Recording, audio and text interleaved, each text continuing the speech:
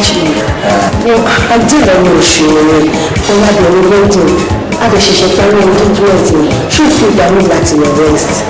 Only in the train, the point at the argument,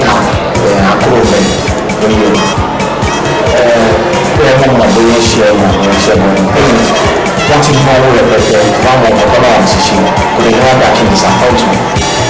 Olùkọ́ tí mò ń wò ní akéwìn àtẹ́gbẹ́ wọn ká kúkú jọ lọ kí bàbá bá yàrá kan níbẹ̀ fún wọn ìná máa yẹ owó from time to time kí àwọn ọ̀rẹ́ kò ní mọ́.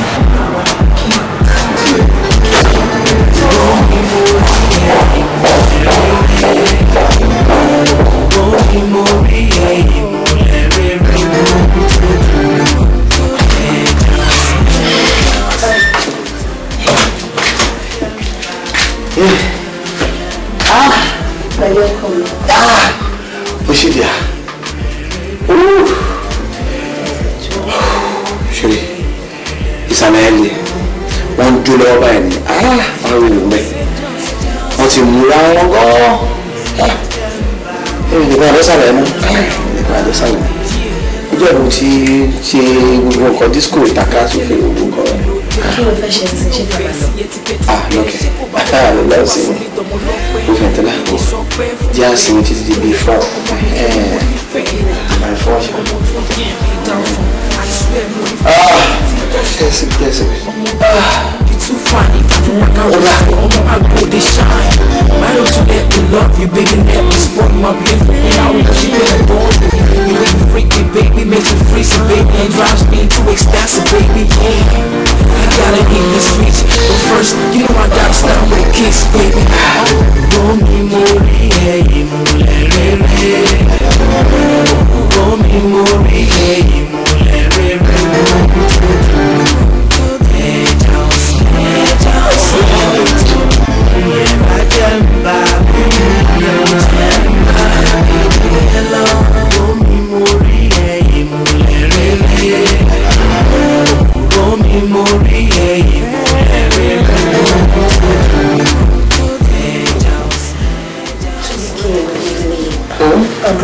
Tọkọtaya.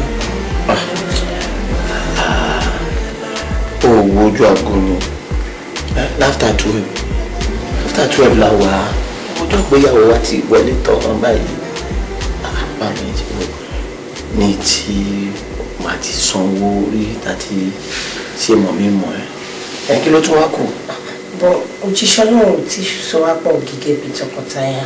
Ẹ̀yìn tọ́lá àdùnní mi àpò èmi wọn náà mọ̀ pé mi àti ẹ̀ǹsìn àti ń bọ̀rọ̀ wà bọ́ ń sìn tó bí ọdún kan ó mọ̀ bẹ́ẹ̀ ẹ̀ta wá jọ ní àjọṣepọ̀ báyìí sí kí ló wà ń bẹ̀ tí gbogbo aládùúgbò ti ń pè àwọn tọkọtaya rẹ́dì ìwọ náà kan tó mọ ni ṣé màá ní tabájọ lájọṣepọ̀ ń sìn ṣé màá ní mi ò mọ ẹmọ ni bóyá ló tiẹ̀ mọ̀ wípé bí mi àti ẹ̀ ṣe wáyé ikú nìkan ló lè yà wá.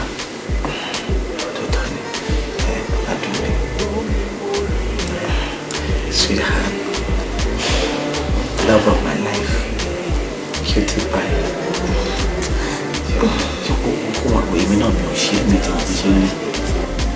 Oúnjẹ tí mo sọ fún ẹ, gbogbo ara àwẹ̀ tí mo gbà náà ni.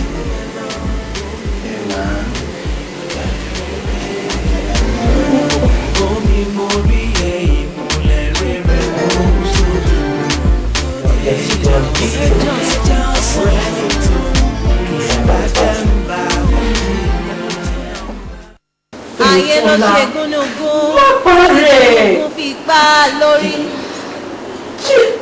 Ayé ló ṣàkàlàmà gún, iyọ̀ gẹ́gẹ́ lórí. Ó ṣe jẹ́ ká gbọ́ from him ká tó wọ́n kọ́ta máa ṣe sí. Ṣorí ọ̀rẹ́, tó bá fún mọ́tìn títí dàrọ̀ ọ̀la, òun títí dé padà dé o. Ṣé nǹkan tó ń ṣe yìí náà, òun náà ni mo ti fẹ́ǹtì sí, òun náà ló ti wá rọ́ọ̀ṣì wọn lọ sí hospital sí, èyí ohun tó náà òde ní sùúrù. Ok, jẹ́ ìlú ní kí ló máa ṣe wá fún yín so that we are change. Mi ò bọ́ aṣọ yìí. Mi ò bọ́ aṣọ yìí. Bí o bá ṣe wọ́. Change tí èsì bó lè kó lọ. Wọ́n ní mi ò change.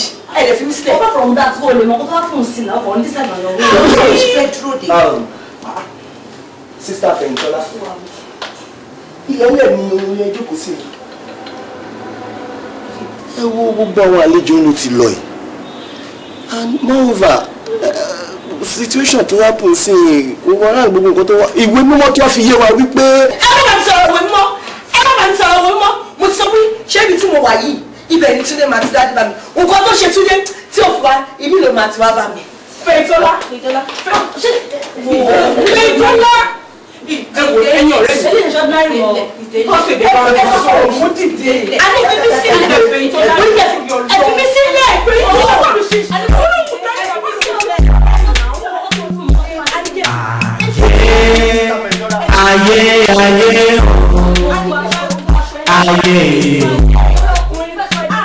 ayé asán ayé tí kò lókè.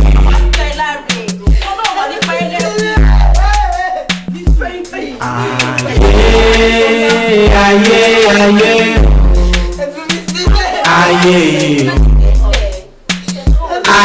asán ayé tí kò lókè. Ṣàṣà ènìyàn ló lè fẹ́ nílẹ̀ yìí, ló lè fẹ́ nílẹ̀ yìí. Your son is a disappointment. Honestly. Wọ́n bó ṣe humiliate innocent girl yẹn. Daddy, ìyẹn tí ẹ̀kọ́ ni problem. Bó ni Túndé náà wà gan báyìí? I don't know and I don't care to know. Ṣé ni mo rò pé ọmọ ẹ ti change? Mi mọ̀ pé ó ní hidden agenda kan tó tiẹ̀ tún. No. Just tell him anywhere àti ẹ bá ti ríra yín sọ fún pé èmi ti kọ́ lọ́mọ. In fact mi fẹ́ rí ní àgbègbè mi láíláí mi fẹ́ rí lágbègbè mi o. Daddy ẹ try number ẹ ti ẹ̀ tún pé wò bóyá number yà ti ẹ̀ lọ. Number ni kọ́kọ́ ni màá try.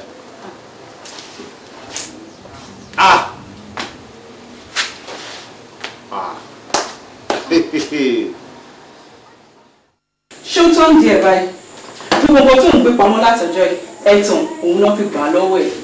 Àwa tó yẹ pé àwọn bọ́ ṣe ń gbé pamọ́ tó jẹ́ wípé money for hand back for grand I'm getting married next week. Ṣé o lè bó ṣe ń mi báyìí? Honeymoon mi Orlando, Florida ni mo ti fẹ́ lọ ṣe. Ṣé lè wáyé bí sàmì o fake rárá. Tí gúnugún fi pa lórí.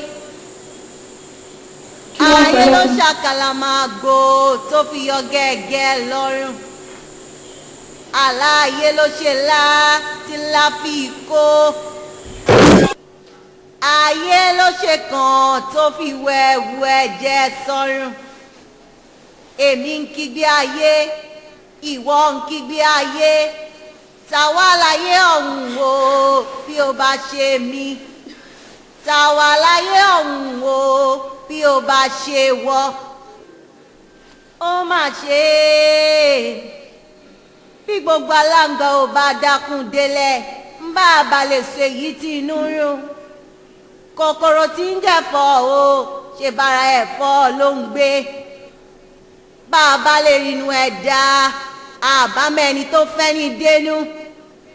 Inú ọmọ ẹ̀dá jìn agbẹ́kànga ayé kan ò lè débẹ̀. Ọlọ́run ọba kó tá máa ń bọ̀ ayọ̀. Tọ́lá ó ṣe ló bọ́ aṣọ ẹ̀ sílẹ̀. Mi ò bọ́ aṣọ mi tí mo ṣe fẹ́ wá mi. Tọ́lá they take it easy for God's sake. Má pẹ́rẹ́ lọ. Ìwé ìwé bó ṣe wà. Ó ti ẹ̀rù tí mo ti rárá. Àjọ̀dún yìí mo ti ń ké. Ọ̀pọ̀lọpọ̀ àwọn èèyàn tó ń dúró tì wọ́n. Ó ló ń kò sóòwò ọ̀nà. Tí mo ṣe fẹ́ wá ní ẹ̀wọ̀n. Ẹ̀wọ̀n máa lọ ń fi mí sílẹ̀. A lè fẹ́lẹ̀ báyìí. Ó ṣe pa ti Túndé tì. Kí ló máa jẹ? Yóò jẹ́ kọ̀ọ̀kan. Túndé. Kí ni mo ṣe fún mi dẹ́? Ìwọ ṣe ní Túndé yẹn lẹ̀. Ó ṣe fi Túndé lẹ̀. Ẹ̀dẹ̀ ṣe ní favour kan. Kí ni? Ẹ̀dẹ̀jọ́ máa lọ. I want to be alone, please. Ẹ̀jọ̀. A ní àyè fẹ́lẹ̀ báyìí.